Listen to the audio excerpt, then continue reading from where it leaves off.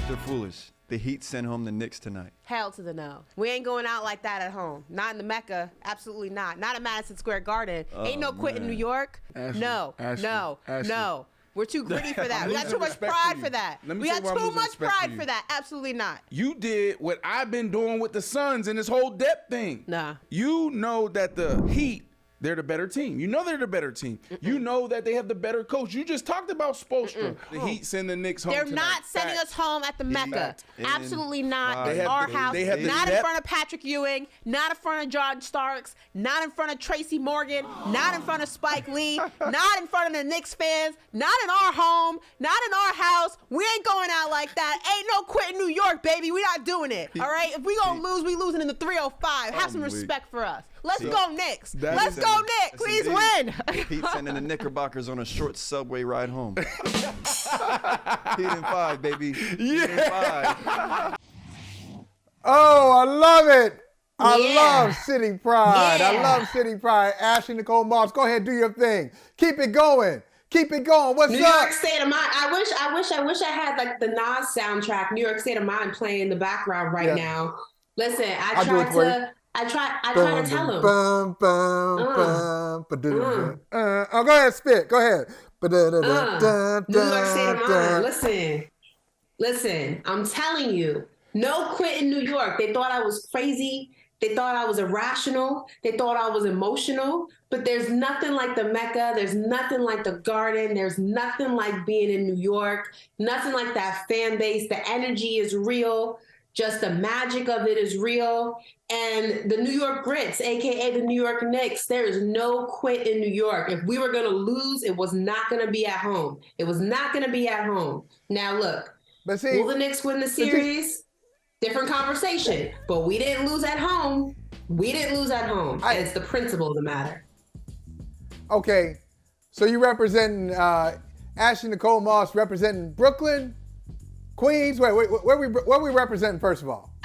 What borough? Both. My mom's from Brooklyn. My dad's from Queens. I lived in both places. I was born in Brooklyn. I lived in Queens also for a while. So I rep both. Okay. Now, I love the pride, as I said. I love the pride. I love the spirit. And you're right. Of all the places, all the arenas I've ever visited, all the NBA arenas I've visited, the most special to me is Madison Square Garden. It's just something about it. Even when the Knicks aren't good, it's just something about going in there and they got the lighting just right. They have a feel. They have a propensity for getting the big moment right. It's theatrical. It's the energy of the city. You love it. Okay, I got that. But it doesn't say a lot for you, Ashley, representing New York City, where you get all hyped up by saying, we're not going to lose in New York. We're not. We're going to lose in Miami. Hey, wait a minute. No, you really about it. Hold on, Michael. If. You said Quote if. me correctly. You said if. I said if. Okay. I said if. If. I said if. But you, yes. hey, listen, you should be saying, hey, the Knicks are going to win this series. They were down 3-1. Nothing. We're a better team. We're a better team than the Miami Heat. I'm also rational, Michael, and I understand that coming back from 3-1, only 13 teams have ever done it. And in order for the Knicks to do it, that means they have to win 3 in a row. Now, we have a banged up Jalen Brunson. We do have Julius Randle coming off his ankle situation. We're short on our bench a little bit. Emmanuel quickly has a walking boot on. Evan Fournier, who hasn't seen minutes, is dealing. Listen, I'm rational. But I also hold out hope. I said if we lose, it's not going to be at home. The Knicks are not taking a gentleman's sweep. Okay. All right, they're gonna make this a series as much as they possibly can. And game 6 in the 305. Here we go. Now listen, we're gonna talk about another 3-1 series in a second, but I'm gonna stay here. I'm gonna stay right here. If we were drafting, general manager Ashley Nicole Moss, general manager Michael Holley. Since we're going to have Ladies First Friday starting tomorrow, I'm going to let the lady draft first. I'll give you the first pick in the Knicks Heat draft. Who's your first pick in the Knicks Heat draft? I'm not drafting them. I'm doing a trade with another team in the NBA. Give me Jalen Brown. No. My point is, out of these series, between these two teams, if you're drafting players in this series, your first draft pick, it might be Jimmy Butler if you believe the hype, or if you're looking for a lot of different things, you might take Jalen Brunson first. You might. I'm taking Jalen Brunson. He's also younger. He's younger. Right. Let's be honest. He's younger. And then look where it's going. You take Brunson, I come back and take Jimmy Butler. Then you're probably taking Julius Randle next, or you're taking some New York Knicks next. What I'm saying to you is that you're talking about the injuries to the Knicks bench.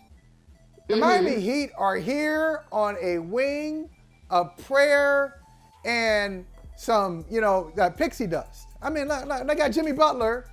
As I said before, their starting lineup. Yes and no. Max Strus, y'all. Max Strus, Gabe Vincent.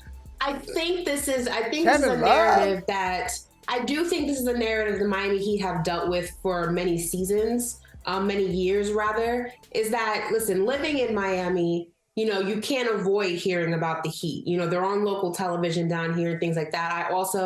I tell this story all the time. They were the first professional sports team that I ever covered when I was on Miami Sports Radio. So I know that there's a lot of talent that doesn't have the sexy names, doesn't have the sexy draft picks, or high draftees. There are a lot of undrafted guys, a lot of talent that is kind of in the 305 that doesn't have that spotlight on it. So when we were talking about Miami, I know what Miami can bring to the table. Now, yes, they were an AFC play-in team, excuse me. So a lot of people will say they shouldn't even be here. But if you're familiar with the Miami Heat and you're familiar with how the season has kind of progressed, Jimmy Butler, load management, injuries sometimes, Tyler Hero, Victor Oladipo, some injuries, things like that, that there's a lot more talent than their seeding showed. Give me an example.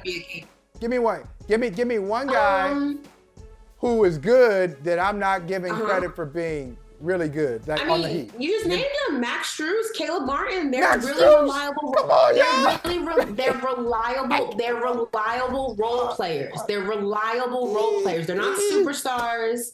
They're not superstars, but they're reliable role players.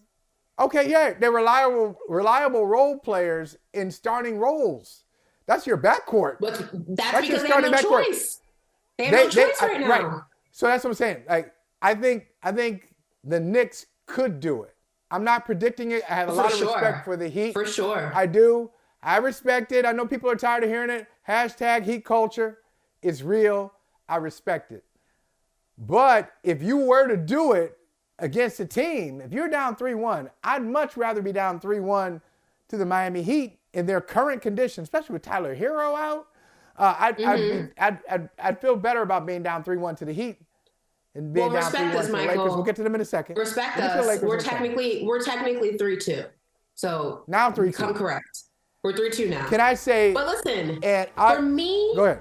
For me, Michael, I'll say that it's not the talent of the New York Knicks that's my biggest concern, because I think that right now we're the more talented team in terms of health, in terms of players when compared to the Miami Heat. Right now, I'm not looking at the teams completely healthy and things like that. Teams right now, we were the 5th seed, they were the 8th seed, we're the more talented team. For me, my biggest question mark is what version of the New York Knicks I get in Game 6. And that, for me, has been the biggest question mark. What version of Tom Thibodeau do I get in Game 6? It's not the talent, it's the execution of the talent that has been the biggest frustration in this particular series. In the first series against the Cleveland Cavs, you saw a very consistent New York Knicks team, which was, yes, the defensive effort of the Cavs was a little bit different, highly different, but you saw a consistent New York Knicks team that made you comfortable, that made you go into each game knowing what version of the team you were going to get. This series has been a lot more up and down, and that's where a lot of that uneasiness comes into play. All right, listen. Before we start talking about the Lakers and the Dubs, can I just offer one bit of constructive criticism to your rant from yesterday. Just one bit of constructive. Hey, listen, I love you. All right, right. This is all love. You know that. One bit of constructive criticism. What you is said that? we're not going to. No, it's not calling it the Mecca. I agree with you. It's the Mecca. We're not going to lose in front of Spike Lee. I agree with that. We're not going to lose in front of John Starks. You said we're not going to lose in front of Patrick Ewing. We're not. Patrick Ewing ain't seen nothing but losses the last few years anywhere, whether it's in D.C. or the Garden. That dude ain't seen nothing but losses. The real thing is a victory in front of Patrick Ewing. That's revolutionary. Hey, wait a minute. Hey, Patrick, the team that you were rooting for actually won a game. That's amazing. So that's the Pat story. Gotta catch strays? Why is Pat got to catch strays? What did he do to you? Okay. What did he do? Not win. At Georgetown. Come on. This is like the team of my youth. That was my favorite college team. How did Patrick Ewing almost single-handedly build up Georgetown and tear it down? One man, powerful enough to build up a college program and tear it down. Wow, amazing. Anyway, let's switch gears. Let's talk about a lot of trauma you got to work through there, Michael. A lot of trauma you got to work through there. I know. I'm just like, come on, Patrick Ewing. That's just bad. But Lakers, Warriors, they were also down. The Warriors were also down 3-1. They were also going back home on the other coast, going to San Francisco. They were ready to go. Draymond Green was scoring. LeBron James was complaining post-game. Let's just get some sounds. Let's get some sounds from Warriors, Lakers. Then I want to get your take on it.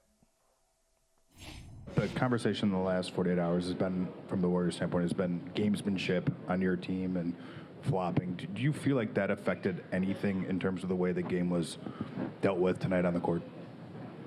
I just know that we, our coaching staff and us players, we don't work on flopping. That's not even a part of our game. Our game is to attack the paint. We don't mind physical contact. We actually like the contact, and we don't shy away from it. So we're just not a team that goes out there and looking for flopping opportunities. It's just not us. It's actually never been any team that I've played on in my 20 years where we've been a flopping team. But it is what it is. They have the right to say what they want to say, but the game is always won in between the four lines, and we got to be better on Friday, for sure. How have you been able to sort of channel that confidence and just have such a deep belief regardless of what you guys have faced? Well, I think, number one, we have a coach who's one of the greatest winners in NBA history, and you lean on him in situations like this. His calmness, everyone feels that. And then it starts up top, right? Steph's calmness, and it goes on down the line. And I think for us, anytime it's kind of going astray, you just always lean back on what you know that works, on your foundation. And for us, it's just getting back to the basics, but most importantly, competing at the highest level that we can compete at. And, we trust and believe in ourselves. And as far as, win one, we did that. Now, going back home, they're going to give us the best shot they've given all series. And, when you go home, role players play better, everyone plays better at home. So it's going to be us to go in kind of with the same mindset that we went into Game 4 with. But when we get the opportunity again that we had in Game 4, close the deal. All right, good words there from Draymond Green. Close the deal when you get the opportunity. They didn't do that in Game 4. They lost it, went down 3-1. They win last night. Draymond scores 20. Their record is great, Ashley. When Draymond is scoring, he looks like a completely different player. He probably should play like this more often. He really is, gives him a dimension, an added dimension, as Steve Kerr said. Now, let me ask you, who wins the series? Call it right now. Who wins the series? It's 3-2 Lakers. Who wins? My pick, I'm going to stick with my pick. I had the Warriors winning this series, and I think if anyone can come back from a 3-1 deficit, now 3-2, it's the Golden State Warriors. I don't discredit dynasties. I don't discredit championship teams. I don't discredit championship players, and they have a multiple of them on this team. Will it be a tough task? Yes. Anthony Davis is back game 6. What version of Anthony Davis do you get? Is he shook by the hit to the head and that results in him being less aggressive in game 6? We'll have to wait and see. Does he shake that off and he's been the AD who's been scoring double digits and has been a beast in the boards? Then we'll wait and see. But LeBron, listen, big LeBron fan, think what he's doing in the game, outside the game, absolutely phenomenal. But how are you going to look straight into that camera and say you've never been on a team that flops? When you were in Miami, your nickname was literally LaFlop. I have seen it with my own eyes. There are compilation videos of all the times you have flopped with zero contact. Come on now. Stop it. Stop it right now. Everybody, for the most part, at some point in their NBA career has flopped. Some guys flop more consistently than others. We have seen flopping in this very series, but LeBron, stop it. You've never been on a team that flops? Come on. Jermichael Green said that's cap. Cut it out. That's cap. No, it's that's a really cap. nice post. That's a good post. No, but look, it's nuance. He didn't say, I've never flopped. Which would be he false. said, I've never been on a team that has flopped. That's a lie. Well, never been on a team that really emphasizes flopping. That that's it's not a technique that they perfect, and which is also false. I mean, like no matter how you say it, it's false. This is a difficult series to call. Still, I don't believe the Warriors have momentum. I think they did a great job last night. I don't know if they found anything. Jordan Poole still not quite right. I think the key is it's always like X factors in this game. I never worry about Steph on Golden State's side. Don't worry about Steph. Steph's gonna be Steph even if the shot's off. All right, don't worry about Steph. I don't really worry about LeBron even if the shot's off. I don't worry about it. There will be other aspects of the game. There'll be winning plays. But those X factors, sometimes X factor for the Lakers is Anthony Davis. It's one night, for just one night, it was a guy named Lonnie Walker IV. X factor for the Warriors, it should be Jordan Poole. It's not Andrew Wiggins. If Andrew Wiggins can bring this, woo, we got a game 7. If Andrew Wiggins brings this, I'm predicting we're going back to Chase Center for game 7. Absolutely. It really comes out of that because I agree with you 100%. This is a game 6 of X factors, not stars. You know what LeBron's going to give you. You know what Steph's going to give you. You know what Clay's going to give you. It's Anthony Davis, question mark. It's Andrew Wiggins, question mark. It's Jordan Poole, question mark. And I will say, in terms of that conversation, it leans more to the Lakers side right now because there has been a lot of question marks with those X factors of the Golden State Warriors, particularly Jordan Poole, who once upon a time you were supposed to be able to rely on for at least 20 points per game. They are desperately missing that contribution from him. How they combat that is going to make or break game 6. The odds in terms of this conversation are in the favor of the Lakers, but I am someone who does not ever discredit a dynasty and will never discredit the trio of Draymond, Clay, and Steph. We have seen them in situations like this before, and they have come out victorious. If any team in the league can do it right now in this situation, it is the Golden State Warriors, but it is going to be an uphill battle for sure. Well, Ashley, you've got strong NBA opinions. I have strong NBA opinions. Our next guest has strong NBA and NFL opinions. You want to talk about versatility? Bill Belichick calls that positional versatility. The more you can do, the more they give you to do. And our next guest, he just keeps getting assignments in the NBA and NFL. So we'll talk with Kevin Harlan next. Off screens right. It's a three. Caught! Fourth in game one. It's Harden. Hounded by Brown. Screened by Tucker. Three. Caught! Surrounded. Draws the defense of Horford. Difference of 2 seconds. Game clock and shot clock. Harden. Sizing up Horford. It's a three. Good! Harden's got 45! Kevin Harlan, I can understand why you're so excited. I can understand it. James Harden in game 1 of the series, amazing. James Harden in game 4 of the series, another 40-point game. And in game 5, he didn't give us 40, but I think Doc Rivers called him a magician after the game, the way he ran the offense. Let's start here. Philadelphia, Boston. Are you surprised that we're in a position where the Sixers can close this thing out tonight? I kind of am. You know, great to be on with you guys. I think that we're seeing 2 Hall of Famers clearly, and Embiid and Harden, and watching them work together. The last game really felt was their sweet spot. Embiid was hitting mid-range J's. Harden looked, his body language was comfortable. He was feeding, he was driving, he was doing whatever he wanted to do. He's had to win 2 games for him clearly. But Embiid moved, I think, without with as little pain as he's had to go through with that sprained LCL. And I just got the sense that they kind of hit their sweet spot. Harris contributed. Maxey was terrific. Tucker does what he does, which is so ubiquitous. And he touches all parts of that team, their emotion, their passion, their strategy. I really just thought they played their best overall game. The score reflected it. Second win on the road. They'll be tough. They'll be very, very difficult. They could be peaking at the right time.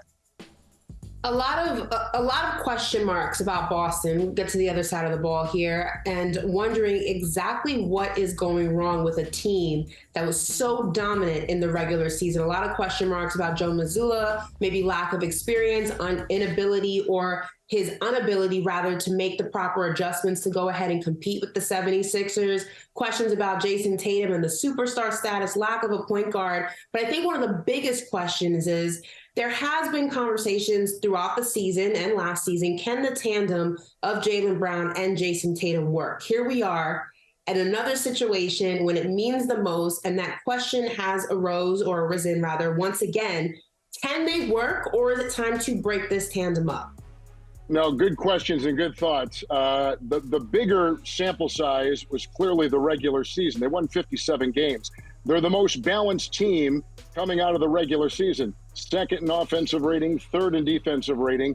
And they worked their way through the season, finding what each did well. And I think really, I think that's what I would look at. But everything is so magnified in the playoffs, questions like yours, thoughts like yours come up. And so smarter minds will have to decipher that as we go along. I still don't think they've played really their best game. But I think the greater question here is not Joe Mazzulla unprepared at 34 years of age. He doesn't have the veteran voice on the bench as a coach because of the weird way, the wonky way the season began for the Celtics.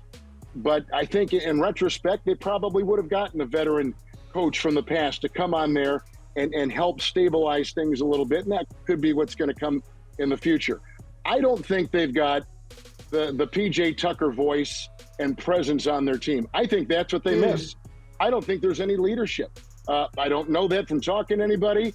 It's just the optics more than anything else. I don't think they have what Tucker had. Philadelphia didn't have what Miami had last year. They had PJ Tucker.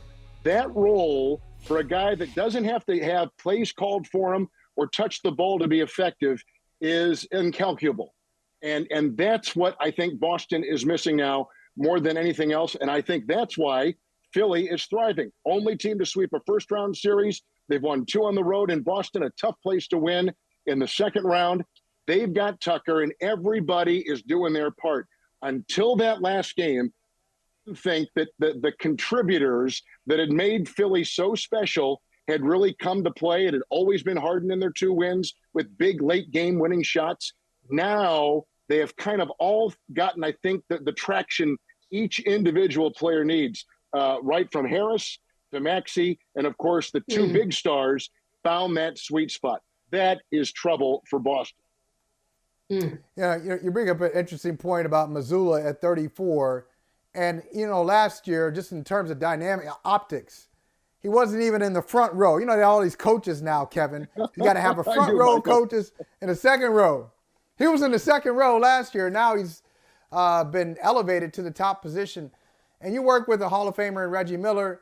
Has Reggie looked at any aspect of either coach, with Doc Rivers, and said, wow, it's really amazing what Doc is doing here? Or on the flip side, hey, Joe, he probably should have done something just to give his guys a better opportunity. Has anything coaching-wise stood out to Reggie or to you?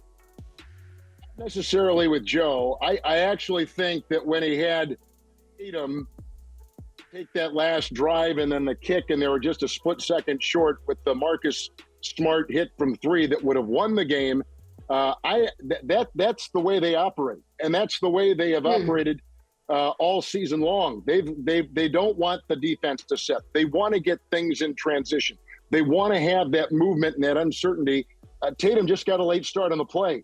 I don't think that was a Mazzulla thing. I know there's been a lot of criticism. Why isn't he taking the timeouts? And that's, I think, he admits to us, hey, I'm still working my way through this. Only the second playoff round I've ever been through as a head coach. So I get that.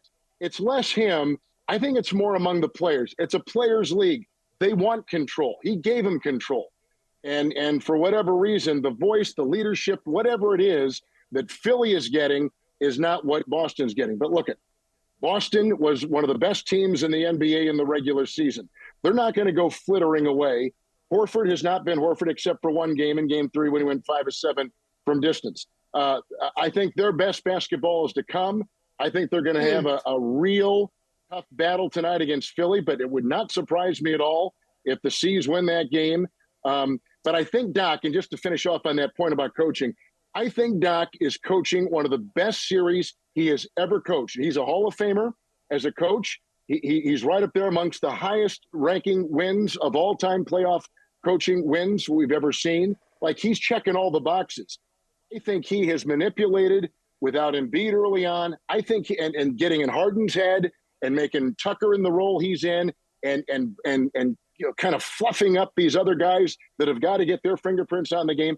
I think he's done as good a coaching job in this series and maybe going back to the Brooklyn series that we've seen from him. And he is, like I said, a Hall of Fame coach. He's having a great postseason. I agree with you. I think I wouldn't be surprised if the Celtics pull this out. But before we move on to Nuggets Suns, I want to ask you, James Harden, you mentioned him when talking about Doc Rivers being able to get into his head. One of the critiques of James Harden has been he does not show up when you need him to show up the most. It seems that he's on the verge of breaking that narrative. He's been extremely impactful in this series particularly. What do you think the biggest difference maker is in that situation? How have we now seen him become that consistent, maybe not vintage 50-point James Harden all the time, but a consistent James Harden who contributes to winning? Yeah, great thought. He is in transition. He's a 33-year-old superstar who's won 3 scoring titles, 2 assist titles, and has always been the man. Now he's playing with the man. And he's coached by a former point guard, and I think that's huge. I think Doc is rubbed really well. He's worn really well on James. And so Harden is still trying to get his footing on this role. Some nights they need him to be the assist guy. Some nights they need him to be the driver. Some night the three-point specialist. And I think it's finding that comfort level that he's going through. But listen, he is a Hall of Famer. He's won 2 games for him. He's got 2 40-plus point games in this series against a pretty good Boston defense. I think he's answering all the things he needs to. Now, they may play him different tonight, and he had to play differently without Embiid. He's had to play differently with Embiid. To me, he has, and we did a couple of those games in that Brooklyn series in the first round. He's been exquisite. Like, he has done exactly what he needs. Now, listen, he's not what he once was, but every once in a while, as the country song goes, he can be what he once was. And we've seen it. So it's kind of what they need him to be. And I think that's the kind of give and take that he's going through right now. I think he's been terrific in these playoffs, and it's good. I know we're talking about some of these other guys, and Devin's been great, and Embiid's been phenomenal, and right on, when AD is on, he's been great. Durant, I mean, Booker, like amazing individual performances. Do not sleep on Harden, because what I've seen at 33 and what he's done and what he's trying to do in about a year with that team has been terrific. You know, Kevin, there are so many reasons I love this show. One of them is Ashley came on quoting a hip hop song. You come on quoting a country song. We do hip hop, we do country. It's fine. And who's a country artist? Who's an artist? I want to shout him out. You know who came up with that I don't know. lyric? I think it goes, I'm not what I once was, but I can be what I used to be, or something like that. And I've got 3 daughters, and they love country music, so that's where I've heard it before. But that song kind of fits Harden, I think, to a T. And you know what? A country lyric or a blues lyric kind of fits what's happening to the Phoenix Suns right now. Ashley mentioned him. Yeah. Okay, Chris Paul again. Begin early in the series, goes out with an injury. Now we hear that DeAndre Ayton is not going to be available for Game 6.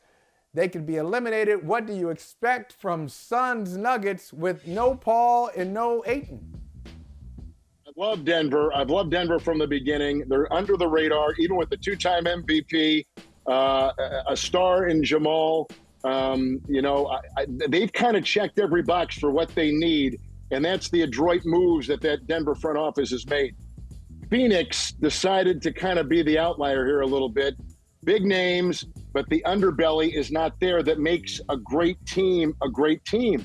Like, they traded these guys that were so important, Bridges, Cam Johnson. These are guys that meant something to that team, and now you've got no Paul and Ayton, for tonight. I mean, I just think that we're kind of running into an issue here of the teams that have shown the best wherewithal have got the Lonnie Walkers. They got the Tyrese Maxeys. They've got these other guys who, when the big guys aren't scoring, they come in and they kind of fill in the gaps.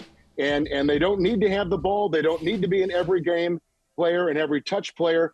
But every once in a while, they're going to give you that performance that you need to win. And we saw it from Walker the other night.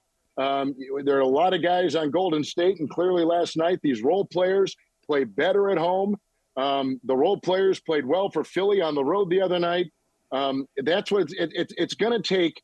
Phoenix getting the role players to really kind of fill in what these stars are doing. You can concentrate on 2 guys. If you have nothing else shooting, you're in trouble. And that's kind of what Phoenix said. We're all in with this group. We're top heavy, but as we know, you've got to have ballast, and the ballast is not there with the Suns.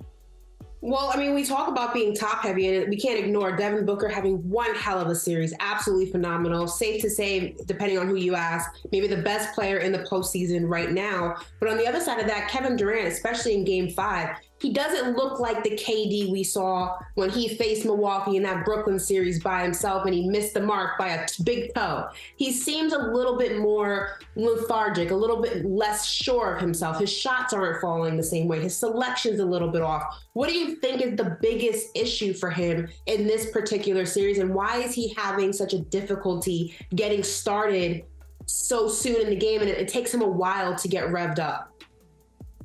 There's a reason why the regular season has got meaning.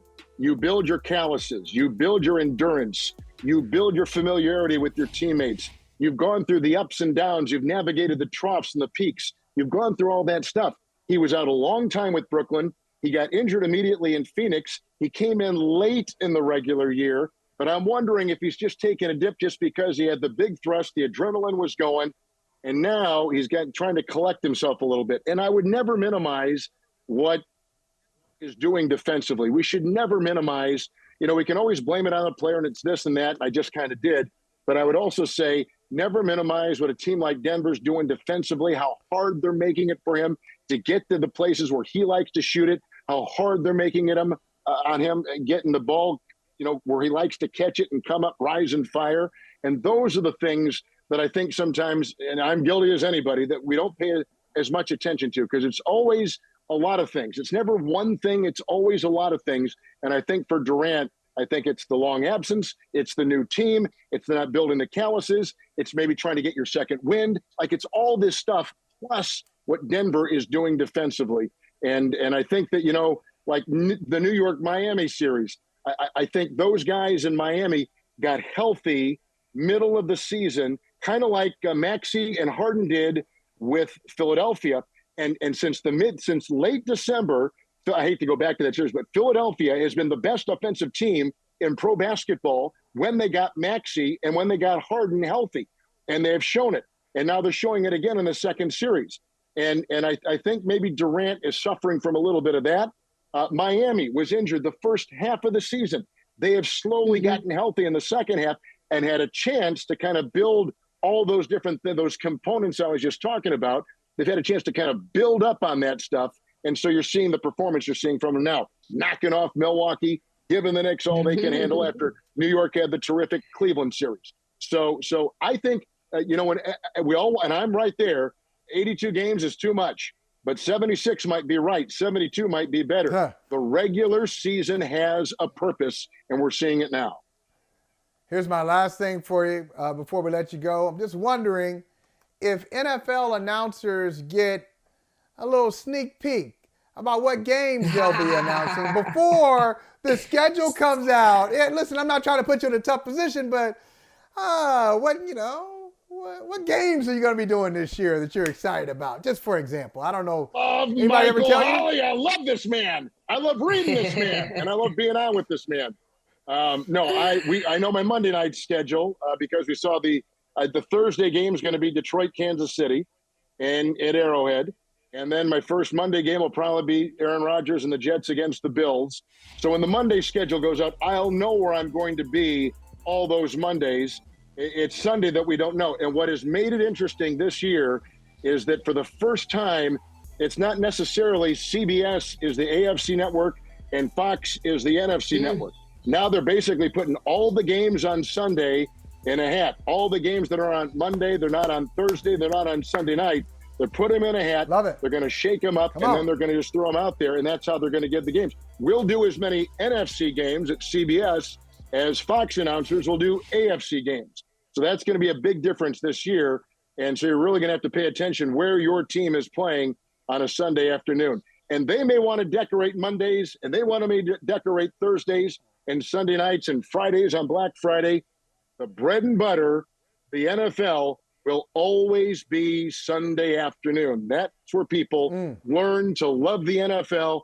That is not going to change. There will be quality on that 4 o'clock window, 4:30 window on a Sunday, early window on a Sunday afternoon. You're always going to have great games to watch. But Sunday will always be the bread and butter of the NFL. Yep. Can't either. So you're getting us hyped up, man. Hey, Kevin, you're getting us hyped up. We hyped about basketball tonight, but now you're getting us hyped up about football, and it's only May. I feel like I can't wait for that Monday night game. It's in September. You're talking about Arrowhead and the Lions and Chiefs. It's in September. But always good to visit with you, Kevin. But tonight we'll be watching both, right? We'll be watching the big reveal on our respective networks, and we'll be watching NBA playoff basketball. So it's a great time of year. All right, good to see you, my friend. Folks. Great to be on with you all. Thank you so much. Always fun. Yeah, come back anytime. I'm going to get my country songs ready. I'm going to bone up on my country music.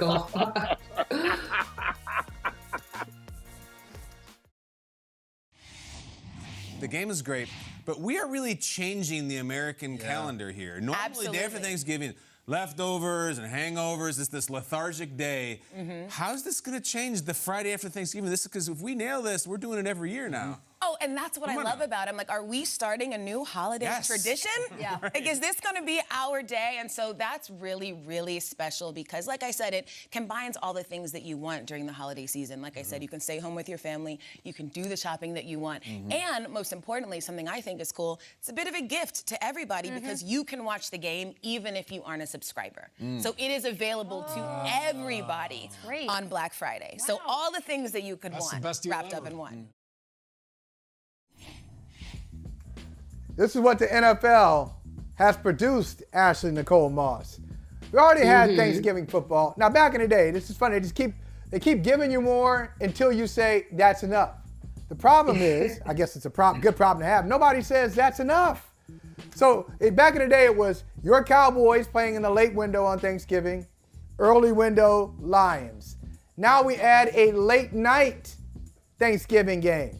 That's cool. Mm-hmm. Now we add a Black Friday game. That's cool. It's just going to keep coming. It's just going to keep going.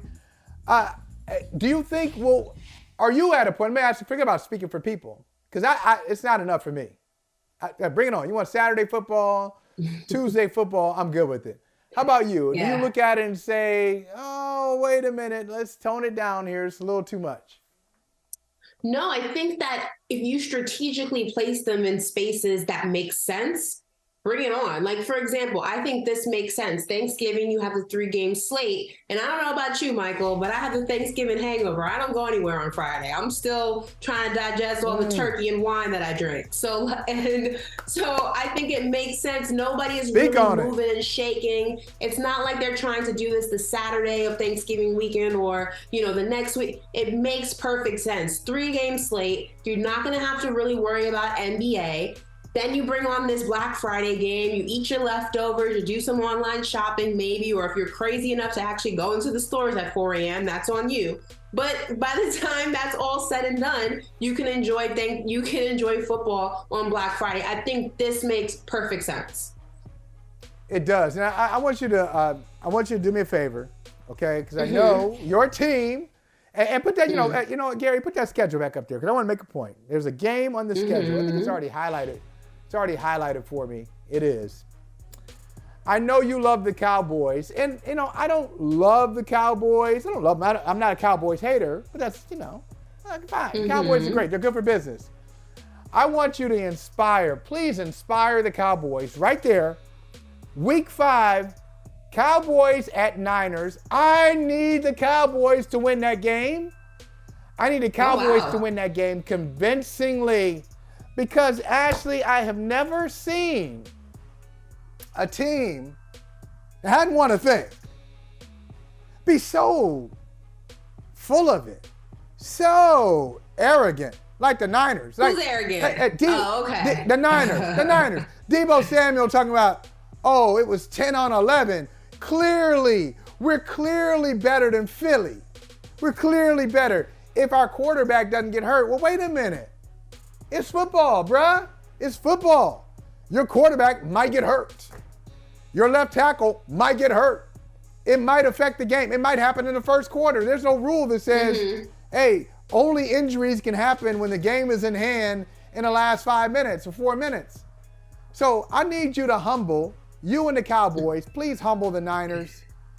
I used to like the Niners. Listen, Michael, I would love to help you out. I hope we help you out. But my goal is bigger than the 49ers. I'm trying to win week to week. I'm trying to win in the playoffs. Okay. I'm trying to go deep in the playoffs. If we can go ahead and hand you a week 5 win to go ahead and handle your beef with the 49ers, I got you. I hope we can help you out. But I just want the Dallas Cowboys team that I see during the regular season, the team that fights back against all adversity, who wins games that people count them out for. I want to see that when it counts the most, and that is in the playoffs. I'm tired of being a regular season team. I need to be a playoff team. I need to be a team that when you see you have the Dallas Cowboys on the schedule or your matchup for the playoffs, you're like, oh crap, we might lose. I want to invoke fear in our opponents. That is my goal for this season. That is my goal for Dak Prescott. Let's go Cowboys. Well, I like that. It's going to be difficult for the Cowboys to win without your number 1 center, Ezekiel Elliott. Listen, Tony, I will say this. The running back situation in Dallas is oh my God. It's sad. I was sitting on that one. I was sitting on that. That was such a pathetic play. You're not gonna throw shade at Zeke and my Dallas Cowboys. You're not gonna do it. I'm Come interested on, why did I have my man lined up like that? All seriousness. Why did I do that? I'm interested in all seriousness, though, Michael. I am interested to see how this running back situation is going to work. Tony Pollard is not an Ezekiel Elliott in terms of stature. He's not, in terms of his physique, in terms of the way that he plays the game. I am interested to see what it looks like for him, going from running back number 2 to running back number 1. I would like, in a perfect world, to bring Zeke back in some capacity. I would like to have him back. I still think that he still has things to give to this football team. Well, that's a take. I do. That's a take. I will die on that hill, Michael. You like to have Zeke come back. Wow. As running back number 2, absolutely. I still think he can hit those holes. Yeah, I mean, look, they'll be fine. I'm not really worried about the running back position with or without Zeke, and that's no disrespect to him. He's Ohio State. He's family, so he's a Buckeye. But I think thank you very much.